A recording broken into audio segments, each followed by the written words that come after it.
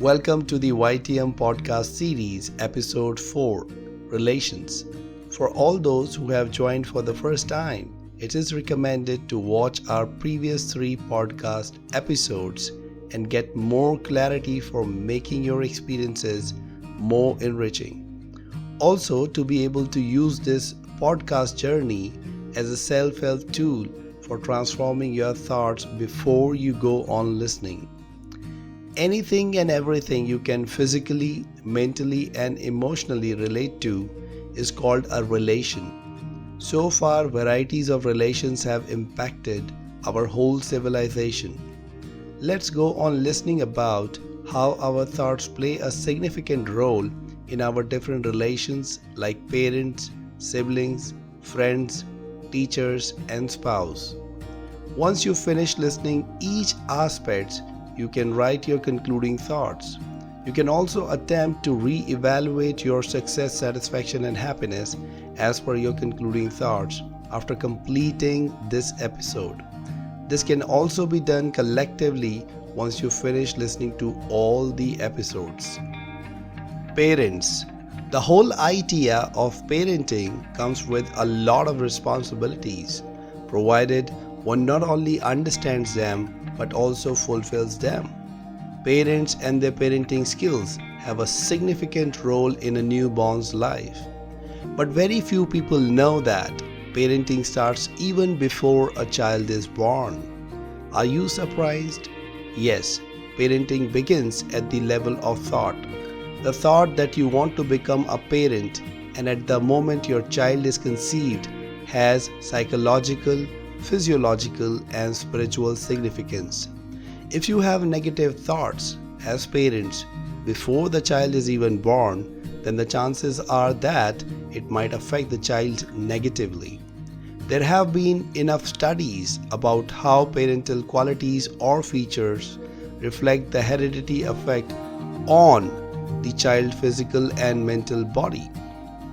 The same phenomena has been comprehensively explained in the Garbhasanskara of Ayurveda, that is, how the seed, soil, and climate bring the best crop.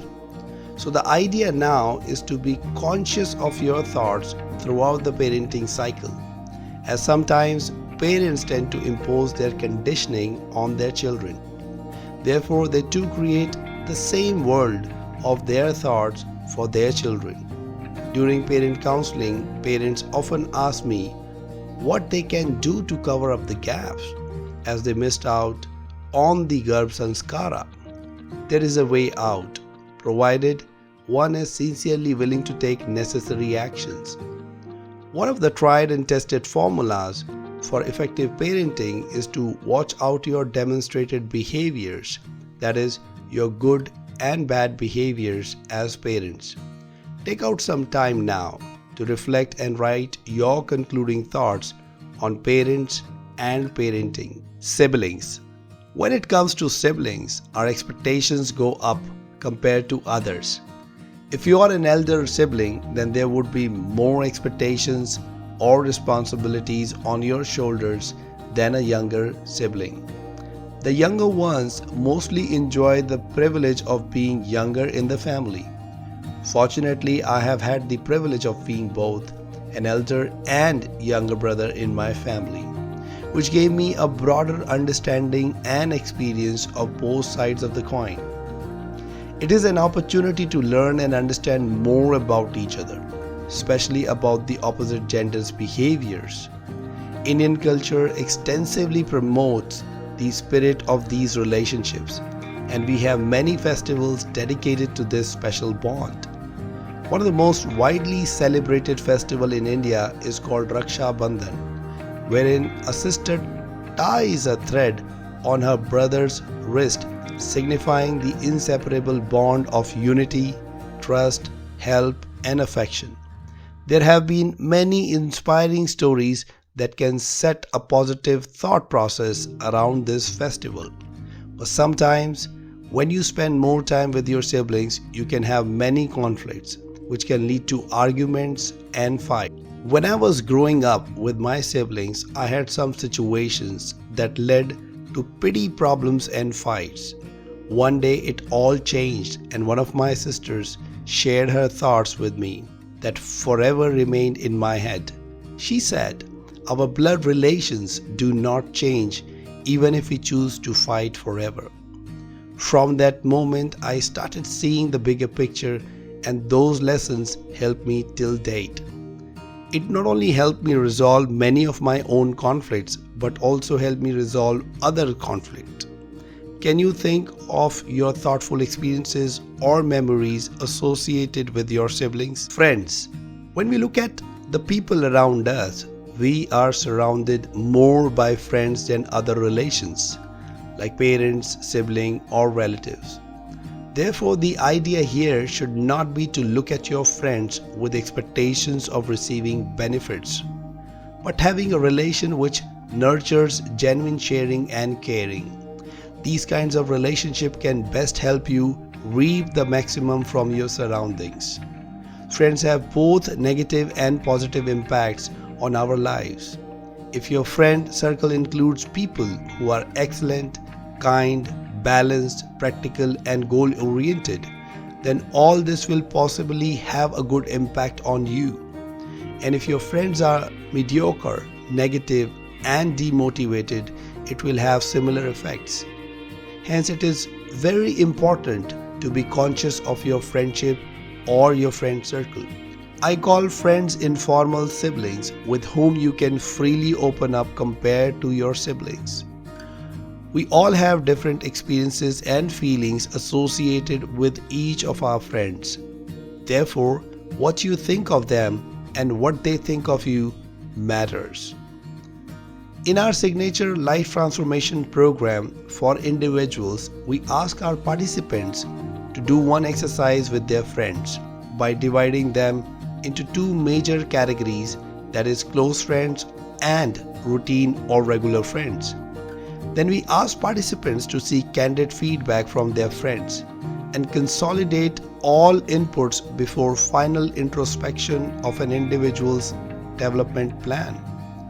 Most of the time, the consolidated inputs are so helpful that it creates the opportunity for the participants to become a better version of themselves and strengthen their relationship with others. Can you seek candid feedback from 5 to 10 of your friends and see if you can develop your action plan or development plan? Teachers. The word teacher cannot be confined to one who teaches students in a school. It can be anyone who teaches you anything. It doesn't necessarily have to be in a classroom.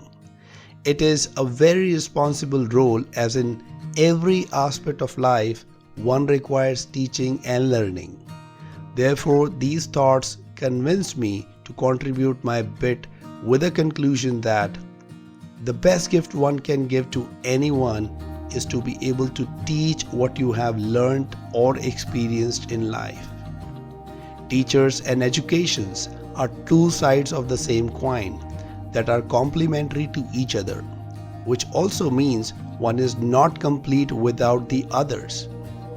Those who are already blessed to play this role professionally, please ensure that you do it well.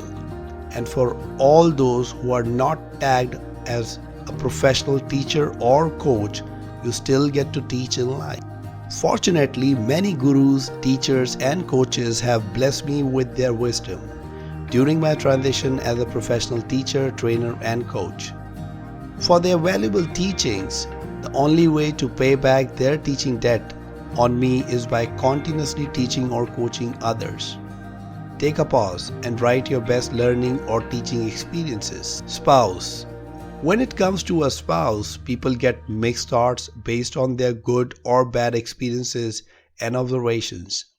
The thought that struck me at young age when I was attending a wedding ceremony was, why do people need a spouse to marry?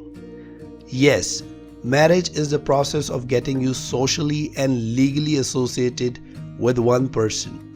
Based on my observation and experiences, people tend to get married for 5 reasons: financial support, social pressure, family planning, personal needs, and getting a soulmate or a life partner.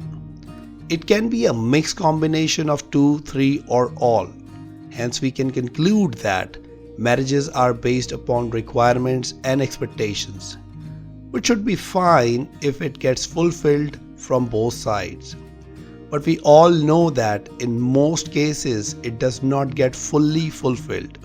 Therefore, there are a lot of issues around the world in both formats of marriages, that is, arranged marriages and love marriages.